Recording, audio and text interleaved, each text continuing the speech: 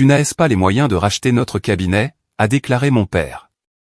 J'ai ouvert mon ordinateur portable, en tant que médecin-chef, je mets fin à tes privilèges hospitaliers. Le silence s'est abattu sur la réunion du conseil d'administration. Je m'appelle Chloé Lefebvre, j'ai 38 ans, et aujourd'hui je veux partager comment mes parents m'ont ri au nez lorsque j'ai exprimé mon intérêt pour investir dans leur prestigieux cabinet médical. L'ironie, c'est qu'ils n'avaient aucune idée que j'étais déjà la directrice générale de l'hôpital de la Pitié-Salpêtrière, qui était en train d'acquérir leur cabinet.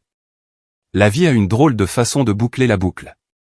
Grandir en tant que Lefebvre signifiait vivre sous le poids constant de 3 générations d'excellence médicale. Le nom de notre famille était synonyme de soins de santé à Neuilly-sur-Seine. Un héritage que mes parents me rappelaient à chaque occasion. Mon père, le docteur Jacques Lefebvre, était un médecin interniste de renom dont la liste d'attente s'étendait sur des mois. Ma mère, la docteure Marguerite Lefebvre, s'était bâti une réputation tout aussi impressionnante en tant que gynécologue qui avait mis au monde la moitié des bébés de notre banlieue chic. Dès mes plus lointains souvenirs, il n'y a jamais eu de question sur mon avenir. Le chemin avait été prédéterminé avant même que je puisse prononcer le mot stéthoscope. Les murs de ma chambre n'étaient pas décorés de posters de musiciens ou de stars de cinéma, mais de diplômes de médecine encadrés et de planches anatomiques. Mes parents m'offraient des mallettes de docteur en jouets tandis que les autres enfants recevaient des poupées et des jeux de construction. La médecine est dans ton sang, Chloé, disait mon père lors de nos dîners de famille formels. Le nom Lefebvre comporte des responsabilités. Ces dîners ressemblaient à des mini-conférences médicales. Papa discutait de cas difficiles. Maman partageait des techniques chirurgicales. Et moi, j'étais assise là, essayant désespérément de contribuer à quelque chose de significatif pour mériter le hochement de tête approbateur. Mais peu importe combien j'étudiais ou combien de termes médicaux je mémorisais, cela ne semblait jamais suffisant. Mon frère aîné, Thomas, cependant, correspondait parfaitement à leur vision. De 4 ans mon aîné, Thomas montrait une aptitude précoce pour les sciences et un charme naturel avec les patients lors des journées d'observation au lycée dans le cabinet de nos parents. Ils l'ont accueilli dans leur cercle professionnel à bras ouverts, le préparant à devenir associé dès son entrée en faculté de médecine. Thomas comprend ce que signifie être un Lefebvre, disait ma mère, l'implication étant claire que, d'une manière ou d'une autre, ce n'était pas mon cas. Notre cabinet familial occupait les 2 derniers étages d'un immeuble haussmannien étincelant que mon grand-père avait fait construire. Le cabinet médical Lefebvre était le joyau de la couronne des soins de santé locaux, avec des salles d'attente luxueuses, un équipement de pointe et une clientèle comprenant les familles les plus riches de la région. Quand j'avais 16 ans, j'ai commencé à y travailler comme réceptionniste pendant les vacances d'été, espérant impressionner mes parents par mon dévouement. Malgré la pression et la comparaison constante avec Thomas, j'aimais sincèrement la médecine. L'intersection de la science, de la technologie et de la compassion humaine me fascinait. J'excellais dans mes cours de sciences et je faisais du bénévolat dans des centres de santé communautaires. Mais quelque chose me dérangeait à l'idée de suivre exactement les traces de mes parents. Alors qu'ils se concentraient exclusivement sur le traitement des symptômes et des maladies, je me sentais attiré par les systèmes qui fournissaient ces soins, l'administration qui les rendait possibles et les modèles économiques qui les soutenaient. Pendant ma terminale, j'ai suivi l'administrateur de l'hôpital lors d'une journée d'orientation professionnelle. L'expérience a été une révélation. C'était là, l'infrastructure cachée qui permettait à des médecins comme mes parents de pratiquer la médecine. C'est là que se prenaient les décisions concernant l'allocation des ressources, l'accès aux soins et l'innovation en santé, qui affectaient des milliers de vies. C'est là que je pouvais laisser ma propre empreinte dans la médecine, distincte mais complémentaire de l'héritage clinique de ma famille. J'ai gardé ces pensées pour moi, sachant qu'elles seraient rejetées à la maison. Au lieu de cela, j'ai consciencieusement postulé aux facultés de médecine que mes parents avaient sélectionnées, j'ai été accepté à l'université Paris-Cité, l'ancienne faculté de mon père, et je me suis préparé à suivre le chemin qui avait été tracé pour moi. Mais la graine d'un rêve différent avait été plantée, et elle allait bientôt devenir une décision qui fracturerait notre famille pour les années à venir. Le point de rupture est survenu pendant ma 3e année de licence. Après 2 ans et demi de chimie organique, de laboratoire de biologie et de cours de préparation au concours de première année de médecine, PASS, je ne pouvais plus ignorer la certitude croissante que je voulais aborder la médecine sous un angle différent. Un week-end à la maison pendant les vacances de printemps, j'ai rassemblé mon courage et annoncé au dîner que je voulais me réorienter vers la gestion et l'administration des soins de santé. Le silence qui a suivi était assourdissant. Mon père a posé sa fourchette avec une lenteur délibérée, son visage empourpré de colère. Ma mère me regardait comme si je venais d'annoncer que j'abandonnais mes études pour rejoindre un cirque. Ce n'est pas de la médecine, a finalement dit mon père, sa voix dangereusement calme. C'est de la paperasse. Les Lefebvre sont des guérisseurs, pas des gratte-papier. Mais papa, les administrateurs de la santé conçoivent les systèmes mêmes qui permettent aux médecins de pratiquer efficacement, ai-je essayé d'expliquer. Ils améliorent les résultats pour les patients à un niveau systémique. Assez, a-t-il interrompu, frappant sa main sur la table assez fort pour faire sauter les verres d'eau. C'est parce que tu manques de discipline pour la faculté de médecine, n'est-ce pas? Tu veux la facilité. Ma mère s'est jointe à lui, sa déception peut être encore plus cinglante que la colère de mon père. Nous avons tout investi pour te préparer à la faculté de médecine, Chloé. Les relations que nous avons établies, les recommandations que nous avons obtenues, et maintenant tu veux tout jeter pour devenir une sorte de secrétaire glorifié. La dispute s'est envenimée à partir de là, avec des mots douloureux échangés des deux côtés. À la fin de la soirée, mon père avait rendu sa position très claire. Si j'abandonnais la voie pour devenir médecin praticien, je le ferais sans leur soutien financier. Ma mère, les larmes aux yeux, m'a accusé de les trahir non seulement eux, mais des générations de Lefebvre qui avaient bâti le nom de notre famille dans la médecine. Cette nuit-là, je suis resté éveillé dans ma chambre d'enfant, entouré des manuels de médecine et des affiches anatomiques que mes parents m'avaient données au fil des ans, me sentant plus seul que jamais. Le lendemain matin, je suis retourné tôt sur le campus, ma décision prise, mais le cœur lourd de savoir ce qu'elle me coûterait. Fidèles à leurs paroles, mes parents ont immédiatement cessé de payer mes frais de scolarité et mon allocation de subsistance. À 20 ans, je me suis soudain retrouvé à devoir obtenir des prêts étudiants d'urgence et à prendre plusieurs emplois sur le campus pour rester à flot. Mon expérience universitaire, auparavant confortable, s'est transformée du jour au lendemain en un jonglage stressant entre travail, études et anxiété financière. La communication avec ma famille est devenue minimale et tendue. Les visites pendant les vacances étaient des affaires crispées où nous évitions soigneusement de discuter de mes études ou de mes projets de carrière. Thomas, alors en deuxième année de médecine, a tenté de jouer les médiateurs, mais a finalement pris le parti de la vision de nos parents sur ce que devrait être un Lefebvre. Ils veulent juste ce qu'il y a de mieux pour toi, Chloé, m'a-t-il dit lors d'un appel téléphonique. Peut-être que tu devrais reconsidérer. Il n'est pas trop tard pour te remettre sur la bonne voie pour la fac de médecine. Mais je suis resté ferme dans ma conviction, canalisant ma blessure en détermination. J'ai changé ma spécialisation pour la gestion des soins de santé, j'ai ajouté l'administration des affaires comme deuxième concentration et je me suis lancé dans ma nouvelle voie avec tout ce que j'avais. Mes notes, déjà bonnes, sont devenues exceptionnelles car je me suis retrouvé véritablement passionné par mes cours, d'une manière que je ne l'avais jamais été pour la chimie organique ou la biologie cellulaire. Pendant ma dernière année, j'ai eu la chance de rencontrer la docteure Éléonore Winter, une conférencière invitée pour un séminaire sur l'innovation en santé. La docteure Winter était tout ce à quoi j'aspirais, une médecin qui était passée à l'administration des soins de santé et qui était maintenant directrice générale d'un groupe hospitalier régional. Après ma contribution passionnée à une discussion en classe sur l'amélioration de l'efficacité des services d'urgence, elle m'a demandé de rester après le cours. Vous avez une perspective unique, Chloé, a-t-elle dit, m'étudiant avec un vif intérêt. Vous comprenez à la fois les aspects cliniques et administratifs des soins de santé, ce qui est étonnamment rare et incroyablement précieux. Lorsque j'ai partagé avec hésitation ma situation familiale, m'attendant à un jugement, j'ai trouvé à la place de la compréhension et des encouragements. La docteure Winter est devenue mon mentor, m'aidant à obtenir un stage prestigieux dans un hôpital local pour mon dernier semestre. Ce stage a été transformateur. Pour la première fois, j'étais dans un environnement où mes idées sur la prestation des soins de santé étaient valorisées plutôt que rejetées. J'ai travaillé directement avec des administrateurs d'hôpitaux qui ont vu le potentiel de mon parcours et de ma perspective. J'ai développé mon premier projet d'amélioration de la qualité, un processus d'admission rationalisé qui a réduit les temps d'attente aux urgences de 22% dans un programme pilote. Alors que la remise des diplômes approchait, sans qu'aucun membre de ma famille ne prévoie d'assister à la cérémonie, je me suis retrouvé à un autre carrefour. Mais cette fois, au lieu du doute et de la peur, je ressentais une confiance croissante dans la voie que j'avais choisie. Je développais ma propre vision de la manière dont les soins de santé pouvaient être plus efficaces, accessibles et centrés sur le patient. Et j'étais déterminé à faire de cette vision une réalité, avec ou sans le nom Lefebvre derrière moi. Avec la docteure Winter comme référence, j'ai été accepté dans un programme de master en administration de la santé très compétitif, combiné à un MBA. J'ai travaillé comme assistante pour couvrir mes dépenses et j'ai contracté d'autres prêts étudiants, déterminé à investir dans mon avenir malgré les difficultés financières.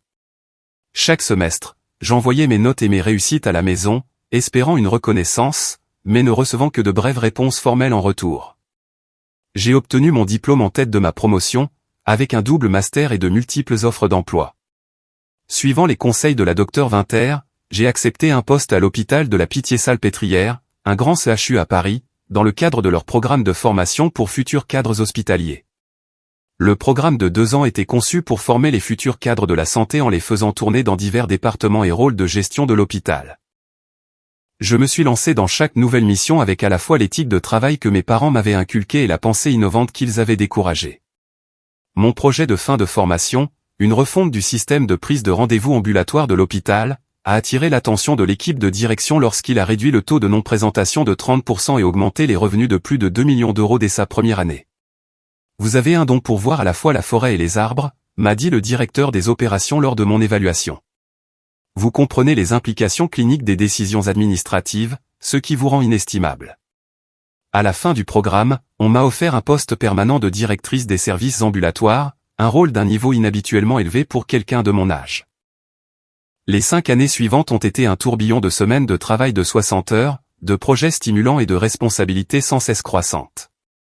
J'ai rencontré la résistance de médecins plus âgés qui n'appréciaient pas de recevoir des directives d'une jeune administratrice, surtout d'une femme, mais je les ai conquis un par un avec des résultats basés sur des données et un respect sincère pour leur expertise clinique. À 30 ans, j'avais été promue directrice adjointe des opérations, supervisant plusieurs lignes de service et des centaines de membres du personnel. À 33 ans, je suis devenue la plus jeune directrice des opérations de l'histoire de la Pitié-Salpêtrière. Mon style de leadership combinait une gestion financière rigoureuse avec une attention sans faille à la qualité des soins et au bien-être du personnel, un équilibre qui m'a valu à la fois respect et résultat. Pendant tout ce temps, j'ai maintenu un contact minimal avec ma famille. Ils savaient que je travaillais dans l'administration de la santé, mais semblaient délibérément éviter d'en savoir plus sur ma progression de carrière. Lors des rares visites de vacances, quand on me posait des questions sur mon travail, je donnais des réponses vagues sur le fait d'être à la Pitié-Salpêtrière, leur permettant de supposer que j'occupais un poste de cadre intermédiaire plutôt que de corriger leur idée fausse. Dans ma vie personnelle, je suis resté extrêmement privé, canalisant la plupart de mon énergie dans ma carrière. Les quelques relations que j'ai tentées ont souvent échoué sous le poids de mon horaire de travail et de mon indisponibilité émotionnelle. Mon ami le plus proche est devenu Michel Cartier, le directeur juridique de la Pitié-Salpêtrière, qui comprenait les exigences de la direction d'un hôpital et m'a apporté à la fois une collaboration professionnelle et une amitié sincère. Avec les conseils juridiques de Michel, j'ai dirigé les programmes caritatifs de l'hôpital, établissant des consultations gratuites dans les quartiers mal desservis et développant des partenariats avec les écoles locales pour des initiatives d'éducation à la santé. Ces programmes ne remplissaient pas seulement les exigences réglementaires, mais sont devenus une source d'épanouissement personnel, me permettant de lier la prestation de soins de santé à l'impact social d'une manière que le cabinet de mes parents n'avait jamais fait. À 36 ans, lorsque le directeur général de la Pitié-Salpêtrière a annoncé sa retraite, on m'a encouragé à postuler pour le poste. Le processus d'entretien a été éprouvant, avec des présentations au conseil d'administration et des questions sceptiques sur ma relative jeunesse, mais mes antécédents d'amélioration financière et de qualité, combinés à ma vision pour l'avenir de l'hôpital, les ont finalement convaincus. Le jour où j'ai reçu l'offre officielle de devenir directrice générale de l'hôpital de la Pitié-Salpêtrière a été le plus fier de ma carrière. J'ai d'abord appelé Michel, puis la Dr Winter, qui était restée un mentor tout au long de mon parcours. J'ai toujours su que vous iriez loin, mais même moi, je suis impressionné par votre rapidité, a dit la Dr Winter. Avez-vous déjà prévenu votre famille? Je ne l'avais pas fait. Malgré mon succès professionnel, ou peut-être à cause de celui-ci, le fossé entre mes parents et moi ne s'était qu'agrandi avec le temps. Thomas avait rejoint le cabinet de nos parents comme prévu et était maintenant préparé pour le reprendre à terme. Nos interactions étaient devenues des appels de vacances superficiels et des cartes d'anniversaire obligatoires. Ils pensent toujours que j'ai fait le mauvais choix, ai-je dit à la Dr Winter. Leur dire que je dirige un hôpital donnerait juste l'impression que j'essaie de prouver quelque chose. Alors, j'ai gardé ma réussite pour moi, prenant la tête de la Pitié-Salpêtrière à 37 ans, avec un personnel de plus de 20 000 personnes et un budget de fonctionnement annuel de plus d'1 milliard d'euros. Ma première année en tant que DG a apporté à la fois des défis et des triomphes, notamment la navigation d'une mise en œuvre difficile du dossier patient informatisé et l'obtention d'un prestigieux prix national de la qualité. C'est lors d'une retraite de planification stratégique avec mon équipe de direction que le chemin de ma carrière allait croiser de manière inattendue mon histoire familiale, préparant le terrain pour une confrontation que je n'avais jamais anticipée. Dans le cadre du plan stratégique quinquennal de la Pitié-Salpêtrière, j'avais initié une stratégie de croissance agressive qui incluait l'acquisition de plus petits établissements de santé dans toute la région parisienne. Notre objectif était de créer un réseau de santé intégré capable de fournir des soins continus et fluides, tout en réalisant des économies d'échelle. Jessica Laurent, ma fidèle directrice de la stratégie, a présenté une liste de cibles d'acquisition potentielles lors de notre réunion de planification trimestrielle. Nous avons identifié 15 cabinets médicaux indépendants qui correspondent à nos critères de croissance, a-t-elle expliqué alors que nous examinions ensemble le tableur. La plupart sont des groupes de soins primaires à la recherche de la stabilité d'une affiliation hospitalière à mesure que les modèles de remboursement changent. J'ai failli m'étouffer avec mon café en voyant le cabinet médical Lefebvre figurer parmi les acquisitions potentielles. Le cabinet de mes parents, la dynastie médicale que j'avais été jugé indigne de rejoindre, cherchait apparemment maintenant à être racheté. Quelle est la situation financière de celui-ci, ai-je demandé à Jessica, en essayant de garder une voix neutre tout en pointant le nom de ma famille sur l'écran. En fait, c'est l'un des cas les plus intéressants, a-t-elle répondu, affichant une analyse financière détaillée. Le cabinet médical Lefebvre a une excellente réputation et une base de patients solide. Mais leur gestion financière a été étonnamment médiocre. Leurs frais généraux sont excessifs, leurs pratiques de facturation obsolètes, et ils ont fait plusieurs investissements en équipements discutables. Ils sont riches en liquidités mais inefficaces sur le plan opérationnel, et leur part de marché diminue régulièrement depuis 3 ans, car les jeunes patients choisissent des cabinets plus modernes. L'ironie était presque trop parfaite. Les compétences même que mes parents avaient méprisées, le sens des affaires et de l'administration qu'ils avaient considérées comme indignes d'un Lefebvre, étaient précisément ce dont leur cabinet avait maintenant désespérément besoin. Je me suis excusé de la réunion et me suis retiré dans mon bureau, ayant besoin de temps pour digérer ce développement inattendu. Mon premier instinct a été de me récuser de toute décision concernant le cabinet médical Lefebvre, de divulguer mon conflit d'intérêts et de me retirer. Mais une autre partie de moi, la fille blessée qui avait été rejetée et méprisée, voulait être directement impliquée. Après mûre réflexion et une longue discussion avec Michel sur les implications juridiques et éthiques, j'ai opté pour une voie médiane. Je ne divulguerai pas ma relation immédiatement, mais je m'assurerai que la décision d'acquisition soit prise entièrement sur la base du mérite commercial, avec un examen supplémentaire du conseil d'administration pour éviter même l'apparence de partialité personnelle. Le processus de diligence raisonnable a révélé encore plus de problèmes au sein du cabinet de mes parents qu'il n'y paraissait au départ. Leur refus d'adopter des dossiers patients informatisés modernes avait créé des inefficacités dans tout leur système. Leur modèle de rémunération favorisait fortement les médecins seniors, mes parents, au détriment des jeunes associés qui partaient à un rythme alarmant. Leur score de satisfaction des patients, autrefois les plus élevés de la région, avait chuté de manière significative car ils n'avaient pas réussi à s'adapter aux attentes changeantes des patients. Dans un moment de clarté douloureux, j'ai réalisé que le cabinet qui avait été présenté comme le summum de l'excellence médicale tout au long de mon enfance était maintenant une mise en garde sur ce qui se passe lorsque le prestige est prioritaire sur le progrès. La méthode Lefebvre, qu'on m'avait dit être la seule bonne méthode, s'avérait maintenant insoutenable dans un paysage de la santé en pleine mutation. Le comité d'acquisition a finalement recommandé de procéder à une offre pour le cabinet médical Lefebvre, citant sa marque forte, son emplacement précieux et son potentiel d'amélioration rapide sous une gestion appropriée. Lorsque la recommandation m'est parvenue pour approbation finale, j'ai signé sans me permettre de m'attarder sur les implications personnelles. La phase suivante impliquerait normalement que notre équipe d'intégration gère les négociations et la planification de la transition, mais dans ce cas, j'ai fait une demande inhabituelle. Je veux diriger personnellement l'intégration du cabinet médical Lefebvre, ai-je dit à Jessica lors de notre prochaine réunion en tête-à-tête. Elle a semblé surprise. C'est plusieurs niveaux en dessous de ton grade, Chloé. Nous avons toute une équipe qui s'occupe des acquisitions de cabinets. Celui-ci est spécial, ai-je dit prudemment. Il a une culture et une réputation uniques dans la communauté. Je veux m'assurer que nous préservons ce qui fonctionne tout en réglant les problèmes opérationnels. Ce que je n'ai pas dit, c'est que j'avais besoin d'être celle qui ferait face à mes parents à la table des négociations. Après 15 ans de séparation et de sous-estimation, je révélerais enfin ce que j'avais construit pendant qu'ils méprisaient mes choix. Ce serait difficile et émotionnellement complexe, mais nécessaire pour une clôture à la fois professionnelle et personnelle. Alors que le processus d'acquisition avançait et qu'une réunion était prévue avec l'équipe de direction du cabinet médical Lefebvre, je ressentais un étrange mélange d'anxiété et d'anticipation. La salle du conseil au dernier étage de la Pitié-Salpêtrière allait bientôt devenir le théâtre d'une réunion de famille pas comme les autres, et d'un règlement de compte qui se préparait depuis 15 ans. Le matin de la réunion avec le cabinet médical Lefebvre, je me tenais dans la salle de bain de mon bureau, fixant mon reflet tout en appliquant une dernière touche de rouge à lèvres. À 38 ans, je ressemblais à peine à l'étudiante incertaine qui avait tenu tête à ses parents pour la dernière fois. Ma garde-robe de tailleur de créateur avait remplacé les vêtements bon marché de mes années de difficultés financières. La confiance de diriger un grand hôpital avait remplacé mon ancien besoin d'approbation parentale.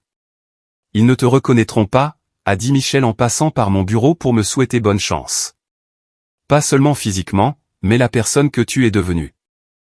J'avais demandé à notre équipe administrative de ne pas révéler mon nom ou mon poste aux représentants du cabinet avant la réunion. Les discussions préliminaires avaient été menées par Jessica et notre équipe d'acquisition, moi étant simplement désigné comme la direction de l'hôpital, qui serait présente pour la négociation finale. « Tu es sûr de vouloir faire ça ?» a demandé Michel. « Je peux encore te remplacer. » J'ai secoué la tête. C'est quelque chose que je dois faire moi-même. En rassemblant mes documents et en me dirigeant vers la salle du conseil, je me sentais étrangement calme. Des années à mener des négociations difficiles et des réunions à enjeux élevés m'avaient préparé à ce moment, même si aucune n'avait été aussi personnelle. La délégation Lefebvre était déjà assise quand je suis entré, mes parents à la tête de la table avec Thomas à leur côté. Il y avait aussi 2 jeunes médecins que je ne reconnaissais pas, probablement de nouveaux associés du cabinet. Pendant un bref instant, personne n'a levé les yeux de ces papiers, me donnant une chance de les observer sans être remarqué. Mon père avait considérablement vieilli, ses cheveux autrefois noirs maintenant complètement argentés, de profondes rides gravées autour de sa bouche et de ses yeux. Ma mère semblait mieux conservée, mais tendue, sa posture rigide alors qu'elle examinait des documents à travers des lunettes de lecture. Thomas, maintenant âgé de 42 ans, avait fini par ressembler remarquablement à notre père, jusqu'à son expression d'impatience contenue. « Bonjour », ai-je dit en fermant la porte derrière moi.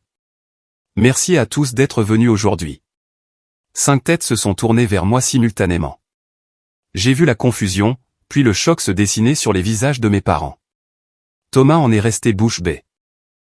Les 2 jeunes médecins, inconscients du drame familial qui se déroulait, avaient simplement l'air poliment attentifs. Chloé a finalement réussi à dire ma mère, sa voix à peine plus qu'un murmure. Madame la directrice, ai-je corrigé de manière professionnelle, posant mon porte-document sur la table. Directrice générale de l'hôpital de la Pitié-Salpêtrière. Ça fait un moment. Mon père s'est ressaisi le premier, son expression passant du choc au scepticisme immédiat. Qu'est-ce que c'est? Une sorte de blague? Où est l'administrateur de l'hôpital que nous sommes censés rencontrer? Vous l'avez en face de vous, ai-je répondu calmement, prenant ma place à l'autre bout de la table. Je suis à la Pitié-Salpêtrière depuis 15 ans, les 18 derniers mois en tant que DG. Mais aujourd'hui, il ne s'agit pas de mon parcours professionnel. Nous sommes ici pour discuter de l'acquisition potentielle du cabinet médical Lefebvre par notre groupe hospitalier. Les jeunes médecins jetaient des regards entre nous, sentant clairement la tension mais n'en comprenant pas la source. Thomas avait l'air de vouloir disparaître à travers le sol. C'est ridicule, a fulminé mon père en commençant à se lever. Nous sommes venus ici pour une discussion d'affaires sérieuses, pas pour une sorte d'embuscade familiale. Docteur Lefebvre, ai-je dit fermement, utilisant son titre professionnel plutôt que de l'appeler papa. C'est absolument une discussion d'affaires sérieuses. Votre cabinet a approché notre hôpital pour une acquisition et, en tant que DG, toutes ces décisions nécessitent finalement mon approbation. Maintenant, devons-nous procéder de manière professionnelle, ou préférez-vous reporter la réunion jusqu'à ce que vous soyez plus calme? Le subtil changement de pouvoir était palpable dans la pièce. Pour la première fois de ma vie, je n'étais pas la suppliante dans notre relation. Mon père s'est lentement rassis, luttant visiblement pour concilier l'image de sa fille avec celle de la dirigeante contrôlant le destin de son cabinet. Nous avons poursuivi les discussions préliminaires avec un professionnalisme artificiel, examinant les rapports d'évaluation et les calendriers d'intégration préparés par nos équipes. J'ai maintenu une attitude détachée et professionnelle en présentant notre analyse des forces et des faiblesses du cabinet médical Lefebvre.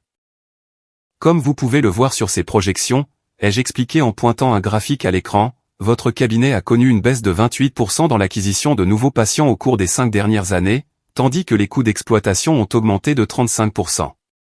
Le cycle de vos comptes clients est presque le double de la norme de l'industrie, et la mise en œuvre de vos dossiers informatisés est considérablement en retard. Ma mère a tressailli à chaque point, tandis que mon père devenait de plus en plus sur la défensive.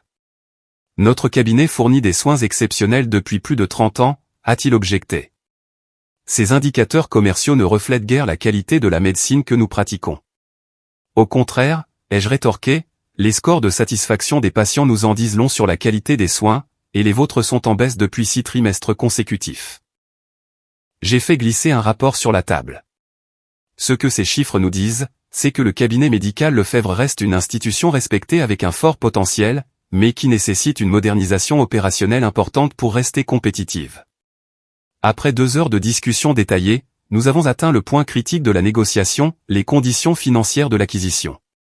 Sur la base de notre analyse, ai-je conclu, la Pitié-Salpêtrière est prête à offrir les conditions d'achat suivantes. J'ai présenté une offre juste mais pas excessivement généreuse, qui reflétait la valeur réelle du cabinet plutôt que son image de soi gonflée. La pièce est tombée dans le silence alors que mes parents et les autres médecins examinaient les chiffres. Thomas a été le premier à parler. Cela semble raisonnable compte tenu des conditions actuelles du marché, a-t-il dit prudemment, s'attirant un regard acéré de notre père. C'est insultant, a rétorqué mon père. Vous sous-évaluez des décennies de réputation et de bonne volonté des patients. Je suis resté impassible. L'offre reflète la performance financière réelle du cabinet, pas sa réputation historique. Cependant, nous apprécions la marque et l'héritage Lefebvre, c'est pourquoi nous proposons de conserver le nom et la direction médicale actuelle pour une période de transition. Mon père a ricané. Une période de transition ? Pour que vous puissiez finalement nous pousser hors de notre propre cabinet. C'est la procédure standard dans les acquisitions de cette nature, ai-je expliqué.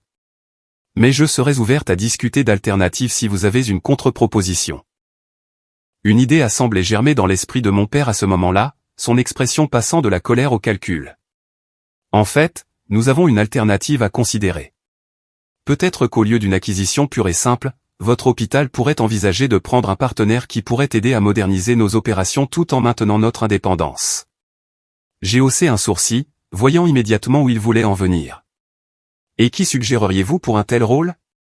Mon père a fait un geste vers moi avec une désinvolture affectée. Eh bien, vous semblez avoir développé certaines compétences administratives. Peut-être pourriez-vous envisager d'investir dans le cabinet, disons une part de 20% pour commencer. Vous pourriez appliquer les méthodes d'entreprise que vous avez apprises pendant que nous gardons le contrôle clinique. L'audace était à couper le souffle. Après 15 ans de séparation, après avoir méprisé mes choix de carrière et m'avoir coupé financièrement, il tentait maintenant d'utiliser notre lien familial pour obtenir un meilleur accord et éviter l'acquisition complète. M'offrez-vous un poste dans le cabinet familial, docteur Lefebvre, ai-je demandé, mon ton délibérément neutre. Mon père a haussé les épaules. Cela semble une solution naturelle. Vous pouvez enfin rejoindre la tradition médicale des Lefebvre, et nous bénéficions de votre expertise administrative. La légère pause avant administrative traduisait tout son dédain persistant pour la carrière que j'avais choisie. Je vois. Et combien coûterait un tel investissement ? Il a nommé un chiffre si gonflé qu'il aurait été risible dans n'importe quel contexte, mais dans celui-ci, il était profondément révélateur. Il ne croyait toujours pas que je pouvais me le permettre. Il me voyait toujours comme l'étudiante en difficulté qu'il avait abandonnée, pas comme la dirigeante à succès que j'étais devenue. C'est une proposition intéressante, ai-je dit, marquant une brève pause.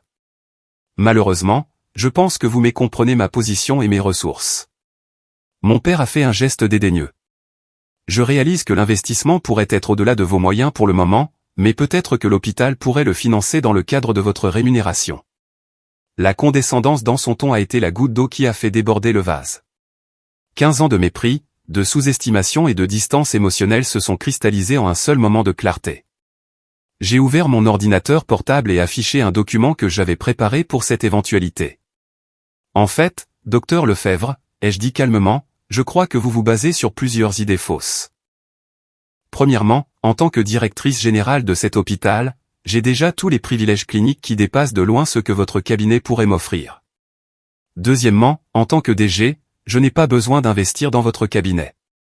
J'ai tourné l'ordinateur portable vers lui. L'hôpital de la Pitié-Salpêtrière le possède déjà. J'ai poussé le document vers lui, une copie de l'accord d'acquisition préliminaire que l'administrateur de son cabinet avait signé la semaine précédente. Il ne s'agit pas d'une négociation pour savoir si la Pitié-Salpêtrière va acquérir le cabinet médical Lefebvre. Cette décision a déjà été prise par votre conseil d'administration. Cette réunion a simplement pour but de discuter des détails de la transition et de la structure de direction à venir. Le sang a quitté le visage de mon père alors qu'il fixait le document, la réalité de la situation lui apparaissant enfin. Ma mère a eu un hoquet audible. Thomas nous regardait avec de grands yeux, témoin du renversement complet de la dynamique de pouvoir qui avait défini notre famille pendant des décennies. À partir du mois prochain, ai-je poursuivi dans le silence stupéfait, le cabinet médical Lefebvre deviendra une filiale à part entière de la Pitié-Salpêtrière. Et en tant que DG, j'aurai l'autorité finale sur toutes les décisions opérationnelles, y compris le personnel, la rémunération et les privilèges cliniques.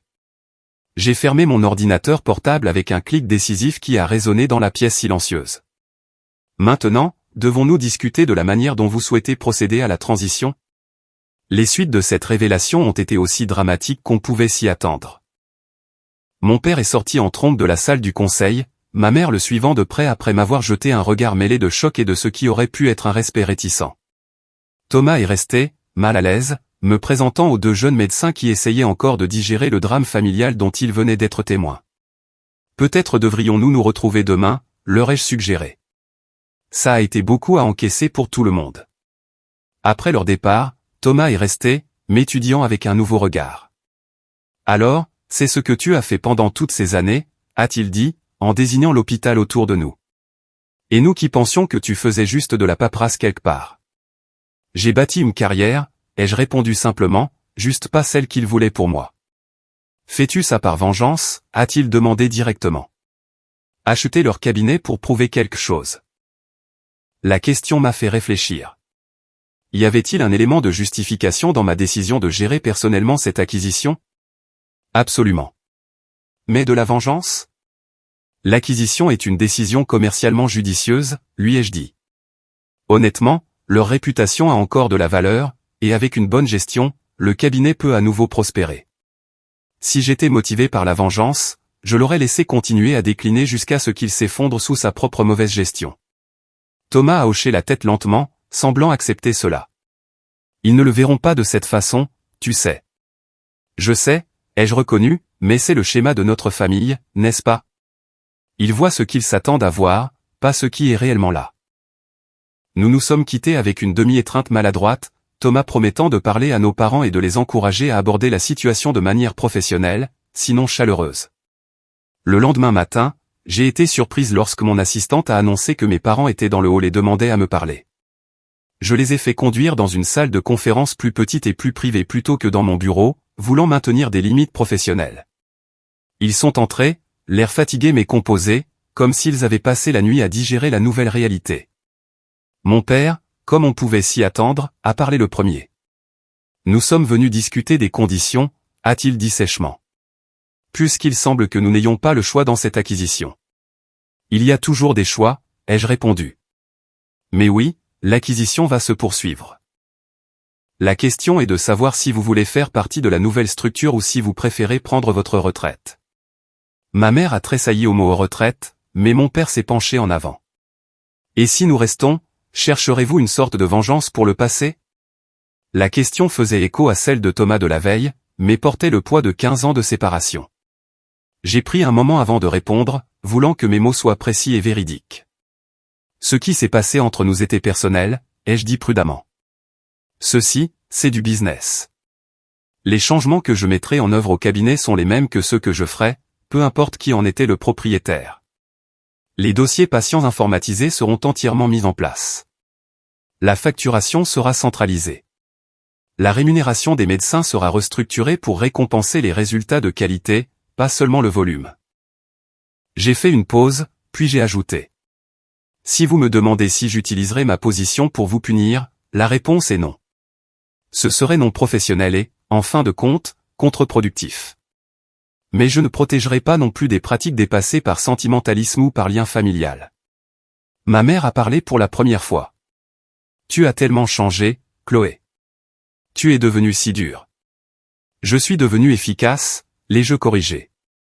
J'ai bâti quelque chose de substantiel ici. Quelque chose qui aide des milliers de patients chaque jour. Et je l'ai fait sans le soutien ni la confiance des personnes qui auraient dû être mes plus grands champions. La blessure dans ma voix a dû être évidente malgré mes efforts pour rester professionnel, car quelque chose dans l'expression de ma mère s'est adouci. Peut-être, a-t-elle dit doucement, que nous avions tort sur certaines choses. Mon père a semblé vouloir argumenter, puis, étonnamment, a hoché la tête. Ton frère nous a montré des articles sur toi hier soir. Des prix que tu as gagnés, des programmes que tu as mis en place ici. Il s'est éclairci la gorge, mal à l'aise. C'était impressionnant. C'était la chose la plus proche d'une excuse ou d'un aveu d'erreur que j'avais jamais reçu de sa part. Et malgré tout, j'ai senti un petit nœud de tension se relâcher dans ma poitrine. Merci, ai-je dit simplement. Nous avons passé les 2 heures suivantes à discuter des aspects pratiques de la transition.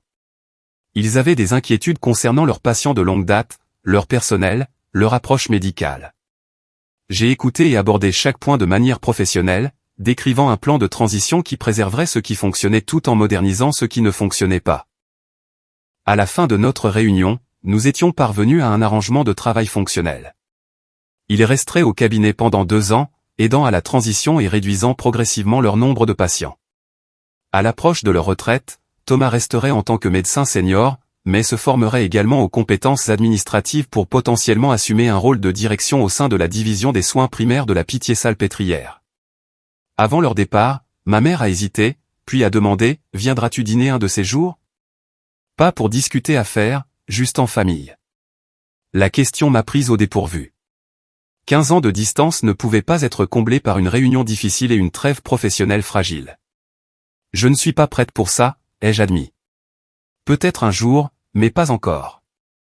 Elle a hoché la tête, acceptant ma limite avec une grâce surprenante. Mon père a eu l'air de vouloir dire quelque chose de plus, mais s'est finalement contenté de tendre la main pour une poignée de main formelle, que je lui ai rendue. Les semaines suivantes ont été un tourbillon de planification de la transition. J'ai assigné une équipe d'intégration dédiée au cabinet médical Lefebvre, mais je suis resté personnellement impliqué, examinant toutes les décisions importantes.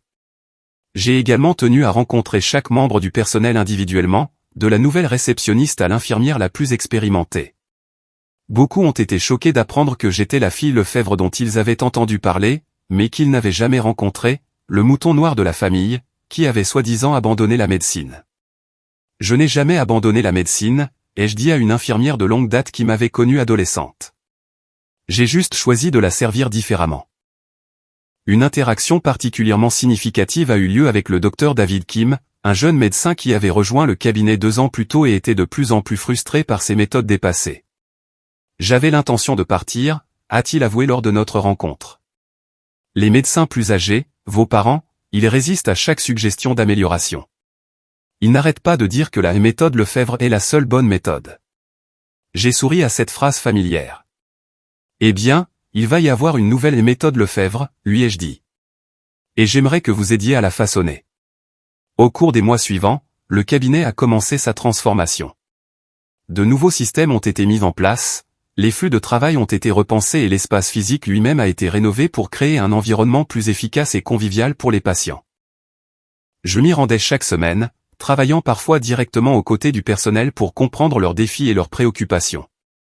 Ma relation avec mes parents est restée professionnelle, mais s'est progressivement dégelée sur les bords. Mon père, à ma grande surprise, est devenu plus réceptif au changement une fois qu'il a vu les scores de satisfaction des patients s'améliorer. Ma mère a pris un intérêt particulier pour nos programmes de sensibilisation communautaire, se portant finalement volontaire pour diriger une initiative de santé des femmes pour les populations mal desservies. Thomas et moi avons reconstruit notre lien fraternel, découvrant avec prudence que nous avions plus en commun en tant qu'adultes que nous n'en avions jamais eu en tant qu'enfants. Il a commencé à apprécier mes compétences administratives, tandis que je développais un nouveau respect pour son expertise clinique. Nous nous sommes retrouvés à collaborer efficacement, combinant nos différentes perspectives pour améliorer les soins aux patients. L'aspect le plus difficile a été de naviguer dans les courants sous-jacents personnels sous nos interactions professionnelles. Des années de blessures, de ressentiments et d'incompréhension ne pouvaient pas être effacées par le seul succès commercial. Il y avait encore des moments de tension, de vieux schémas qui réapparaissaient dans des situations stressantes et des maladresses verbales occasionnelles qui rouvraient de vieilles blessures. Mais il y avait aussi des moments de connexion sincère et de respect mutuel qui auraient été inimaginables un an plus tôt.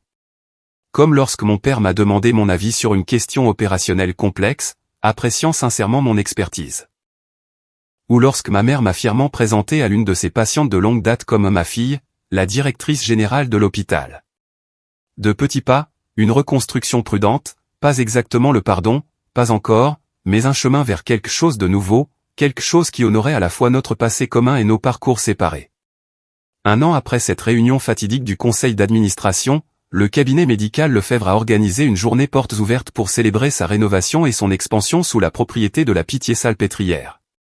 Le cabinet avait été transformé non seulement physiquement mais aussi opérationnellement, avec des systèmes modernes, des services élargis et une nouvelle attention portée à la fois à l'expérience du patient et au bien-être du personnel. Je me tenais au fond de la salle de réception bondée, regardant mon père s'adresser au rassemblement du personnel, des patients et des membres de la communauté. Il avait l'air différent, en quelque sorte. L'autoritarisme rigide qu'il avait défini tout au long de mon enfance s'était adouci en quelque chose de plus contemplatif. Pendant plus de 30 ans, disait-il, j'ai cru qu'il n'y avait qu'une seule bonne façon de pratiquer la médecine, la méthode Lefebvre. Ce que je n'ai pas réussi à reconnaître, c'est que la méthode Lefebvre pouvait évoluer, pouvait s'étendre au-delà de ce que j'avais imaginé. Il a fait une pause, balayant la pièce du regard jusqu'à ce que ses yeux rencontrent les miens. Parfois, il faut une nouvelle génération pour nous montrer les angles morts de notre vision. C'était la reconnaissance publique la plus proche de ma contribution qu'il ait jamais faite, et j'ai senti une tension inattendue dans ma gorge. Après les discours, alors que les invités se mêlaient et visitaient les installations rénovées, ma mère s'est approchée de moi avec 2 coupes de champagne. Ton père ne le dira peut-être jamais directement, a-t-elle dit en me tendant l'une des coupes. Mais il est fier de ce que tu as construit. Nous le sommes tous les deux. Même si je ne suis jamais devenu médecin, je n'ai pas pu m'empêcher de demander. Elle a souri avec tristesse. Tu es devenu exactement ce dont l'héritage Lefebvre avait besoin, Chloé. Nous étions juste trop têtus pour le voir. Plus tard dans la soirée, je me suis retrouvé seul dans ce qui avait été le bureau privé de mon père, maintenant transformé en un espace de travail collaboratif pour l'équipe de médecins. Thomas m'y a trouvé, appuyé contre le cadre de la porte avec une expression complice. Quel parcours, de s'entendre dire que tu étais trop pauvre pour investir dans le cabinet à en être la propriétaire, a-t-il observé. J'ai ri doucement. Ça n'a jamais été le but. Vraiment, a-t-il demandé. Au moins un petit peu. J'ai réfléchi honnêtement à la question. Peut-être au début, ai-je admis. Ce moment dans la salle du conseil, voir le visage de papa quand il a réalisé que j'étais aux commandes. Il y avait certainement une certaine satisfaction là-dedans. Mais ce sentiment s'est estompé rapidement. Et qu'est-ce qu'il a remplacé? La compréhension que le vrai succès ne consiste pas à prouver aux autres qu'ils ont tort, ai-je dit. Il s'agit de créer quelque chose de significatif malgré les obstacles. Chaque fois que je me concentrais sur le fait de leur montrer qu'ils avaient tort à mon sujet, je cédais mon pouvoir. La vraie liberté est venue quand j'ai construit quelque chose en quoi je croyais, indépendamment de leur approbation. Thomas a hoché la tête, songeur. J'ai beaucoup pensé à quel point nos chemins ont été différents. J'ai suivi le plan qu'ils avaient créé et je ne l'ai jamais remis en question. Tu as tracé ta propre voie contre une résistance énorme. Je me demande parfois lequel de nous a été le plus courageux. Différents types de courage, ai-je suggéré, et différents types de défis. Dans les mois qui ont suivi, ma relation avec mes parents a continué son évolution prudente. Nous n'étions pas la famille chaleureuse et démonstrative des films de télévision, nous ne le serions probablement jamais, mais nous avions trouvé un nouvel équilibre basé sur le respect professionnel qui s'étendait lentement à nos interactions personnelles. Mon père a commencé à me consulter sur des décisions commerciales en dehors du cabinet. Ma mère et moi avons commencé à nous rencontrer mensuellement pour déjeuner, reconstruisant avec prudence une relation qui avait été fracturée si longtemps. Thomas et moi sommes devenus de vrais collaborateurs, son expertise clinique complétant ma vision administrative alors que nous développions de nouveaux modèles de prestation de soins. La mesure de changement la plus significative est peut-être venue lorsqu'une jeune stagiaire en administration à l'hôpital s'est approchée de moi après un séminaire de leadership que j'avais animé. Madame Lefebvre, a-t-elle dit avec hésitation, votre père a été le médecin de ma mère pendant des années. Il m'a dit que je devrais vous parler de mon intérêt pour l'administration de la santé. Il a dit que vous étiez le meilleur mentor que je pouvais avoir. La recommandation, si en contradiction avec le père qui avait autrefois méprisé mon choix de carrière comme étant indigne de la famille, était la preuve d'une transformation profonde, non seulement en lui, mais dans toute notre dynamique familiale. Le parcours du rejet à la reconnaissance avait été long et souvent douloureux. Il n'y avait eu aucun raccourci, aucun moment magique de réconciliation complète, juste un travail constant, des réussites professionnelles et la lente reconstruction de la confiance et du respect des deux côtés. Ce que j'ai appris à travers ce processus, c'est que la vraie guérison n'exige pas d'oublier le passé ou de prétendre que la blessure n'a jamais eu lieu. Elle exige de construire quelque chose de nouveau qui reconnaît à la fois la douleur et la croissance qui en a découlé. Elle exige de fixer des limites tout en restant ouvert au changement. Et plus important encore, elle exige de trouver sa propre mesure du succès plutôt que d'accepter la définition de quelqu'un d'autre. La plus grande ironie de mon histoire est qu'en me rejetant, mes parents m'ont mise sur la voie pour devenir exactement ce dont notre héritage familial avait besoin pour survivre dans un paysage de la santé en pleine mutation.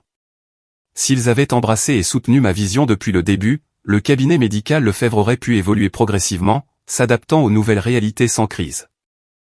Au lieu de cela, leur résistance m'a forcé à construire ma force et mes compétences entièrement en dehors de leur sphère d'influence, ne revenant que lorsque j'avais le pouvoir de mettre en œuvre le changement selon mes propres termes. Aujourd'hui, j'équilibre mon rôle de directrice générale de l'hôpital avec une implication continue dans le cabinet qui porte le nom de ma famille. Nous avons élargi nos programmes de sensibilisation communautaire, fournissant des soins à des populations que le cabinet de mes parents n'a jamais servi. Nous avons créé des opportunités de formation pour les administrateurs de la santé parallèlement à l'éducation clinique, reconnaissant que la médecine moderne nécessite que les deux ensembles de compétences travaillent en harmonie. Plus important encore, j'ai trouvé la paix avec mon propre parcours. Le besoin d'approbation parentale qui a autrefois guidé tant de mes décisions a été remplacé par la confiance en ma propre vision et mes propres valeurs. Je porte toujours le nom Lefebvre, mais j'ai redéfini ce qu'il signifie, selon mes propres termes. Si vous regardez ceci et que vous luttez avec des attentes familiales qui ne correspondent pas à votre chemin authentique, sachez que la route la plus difficile mène souvent à la destination la plus significative. Votre valeur n'est pas déterminée par la reconnaissance que les autres en ont. Le succès ne se mesure pas en suivant le plan de quelqu'un d'autre, mais en créant quelque chose qui reflète vos dons et votre vision unique.